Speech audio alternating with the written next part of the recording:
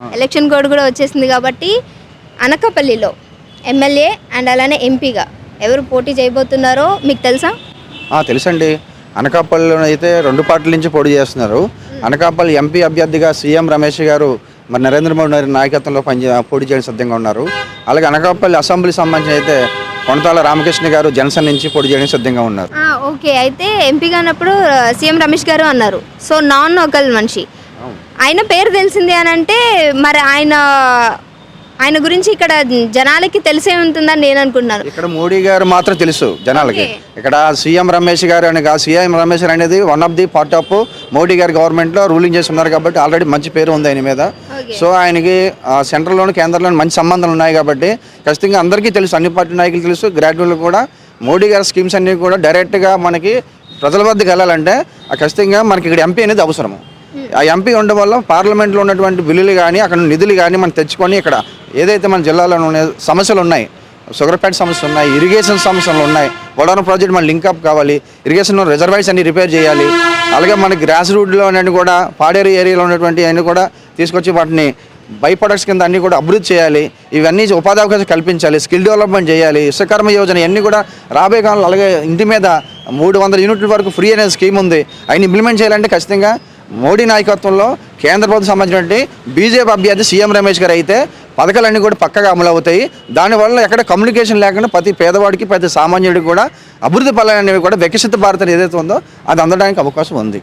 Okay. మీరు ఏదైతే అన్నారో టూరిజం స్పాట్ కావచ్చు, లేదా షుగర్ ఫ్యాక్టరీస్ కావచ్చు, ఉద్యోగాలు కావచ్చు, ఇవన్నీ కూడా వైసీపీ వాళ్ళు కూడా చెప్పారు మేము చేస్తాము అని. సో వారి ద్వారా అవ్వదు అని మీరు అనుకుంటున్నారా?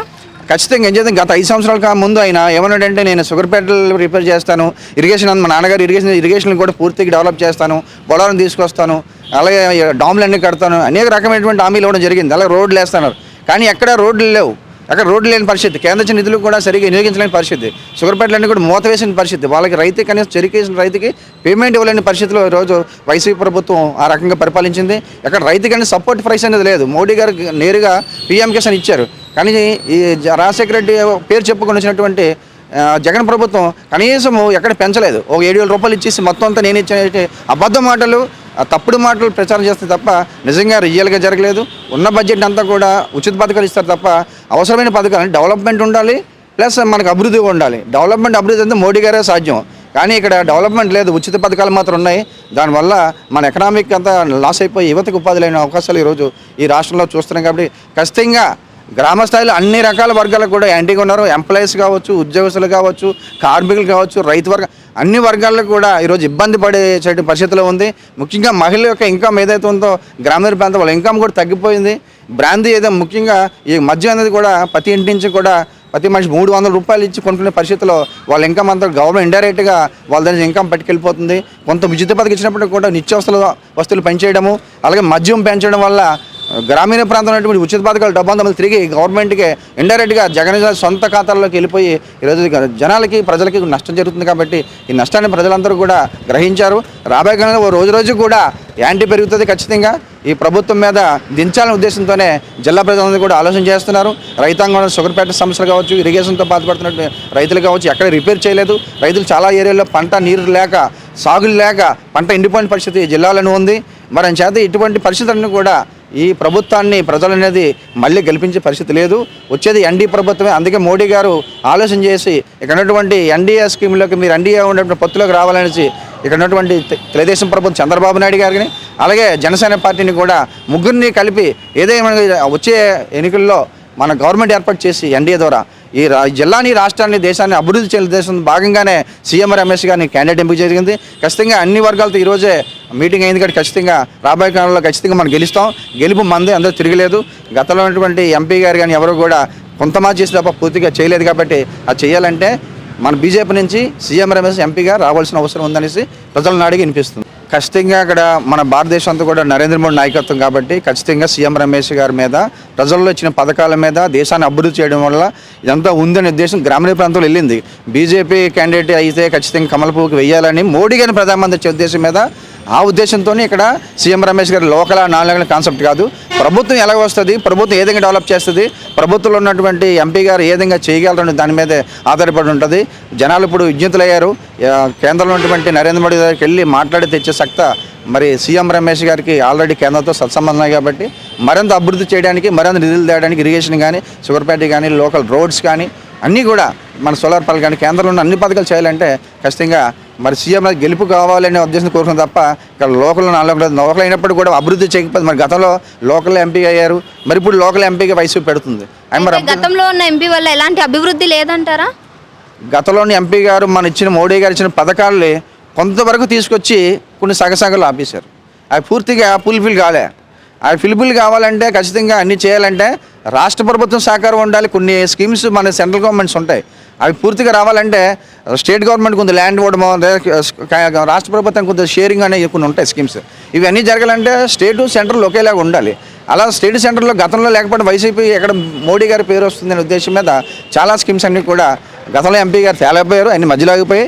మరి రాబోయే కాలంలో మన సేమ్ గవర్నమెంట్ సేమ్ ఎంపీ వచ్చినట్లయితే కేంద్రంలో కూడా ఈ రాష్ట్రంలో కూడా ఎన్డీఏ గవర్నమెంట్ వచ్చినట్లయితే పథకాలు నిధులు అన్నీ కూడా కింది స్థాయికి వెళ్ళి ఇరిగేషన్ కానీ ఈ రైతు విషయాలు కానీ అన్నీ కూడా పరిష్కారం అవ్వడానికి ఈ జిల్లా అన్ని రకాలుగా అభివృద్ధి చెందడానికి పోలవరం అభివృద్ధి చేస్తే ఇక్కడ మన సుజశ్రామత వస్తుంది కాబట్టి అది కూడా మనకి జరగాలంటే ఖచ్చితంగా ఇక్కడ మన సీఎం రమేష్ గెలుపు అవసరం అనేది చాలామంది మోడీ గారి దృష్టిలో పెట్టుకున్న నాయకత్వంలో గెలుపుకి మన విశాఖ ప్రజలు కూడా ముందున్నారు. మరి గతంలో కూడా 98లో కూడా అనేక ఎలక్షన్లో కూడా ఇక్కడ బీజేపీ సింబల్కి అనేక ఓట్లు వేసి ఇక్కడ మంచి డిపాజిట్ తెచ్చుకున్నటువంటి సందర్భాలు ఉన్నాయి, ఎమ్మెల్సీగా గెలిచినటువంటి సందర్భాలు ఉన్నాయి. అంచేత ఈ జిల్లాల ప్రజలందరూ కూడా ఖచ్చితంగా సీఎం రమేష్ గారిని గెలిపేందుకు అవకాశాలు ఉన్నాయి. సో మరి సీఎం రమేష్ వస్తే ఆయన చెప్పినటువంటి అభివృద్ధి కార్యక్రమాలు అన్నీ చేపట్టగలరు అనుకుంటున్నారా?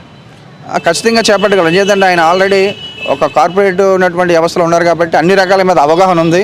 మరి పార్లమెంట్లో అనేక బిల్లుల మీద ఆయన స్టీరింగ్ కమిటీ చైర్మన్ కావడమో లేకపోతే కోఆర్డినేటర్ కావడమో అనేక రకాల పదవులు ఆయన చేస్తున్నారు కాబట్టి కేంద్ర ప్రభుత్వ పెద్దలతో కూడా ఆయన పూర్తిగా ఎక్కడ ఏ డబ్బులు ఎలా తేవచ్చు, నిధులు ఎలా తేవచ్చు, కోఆర్డినేషన్ ఎలా చేయాలి, అలాగే స్టేట్ గవర్నమెంట్తో కూడా మంచి సంబంధం ఉన్నాయి కాబట్టి స్టేట్ గవర్నమెంట్తో మనం ఏ విధంగా ఉపయోగించుకోవాలి ఈ రకంగా చేసి మొత్తం మీద మన అనకాపల్లి జిల్లాకి ఎమ్మెల్యేతో కూడా కోఆర్డినేషన్ గెలిచిన తర్వాత మన టీడీపీ ఎమ్మెల్యే కానీ లేకపోతే ఇతర ఎమ్మెల్యేలు కానీ అందరితో కలిసి పనిచేయడానికి ఎక్కువ అవకాశాలు ఉన్నాయి కాబట్టి ఆ రకంగా రాబోయే కాలంలో ఖచ్చితంగా సీఎం రమేష్గా ఎక్కువ అవకాశం అనేది తెలియజేస్తున్నాం. ఓకే, అయితే మరి ప్రభుత్వం వల్ల గత 5 సంవత్సరాలుగా ప్రభుత్వం వల్ల జనాలకి ఎలాంటి లాభం లేదు, అందరూ ఇబ్బందుల్లోనే ఉన్నారు అని మీరు అన్నారు.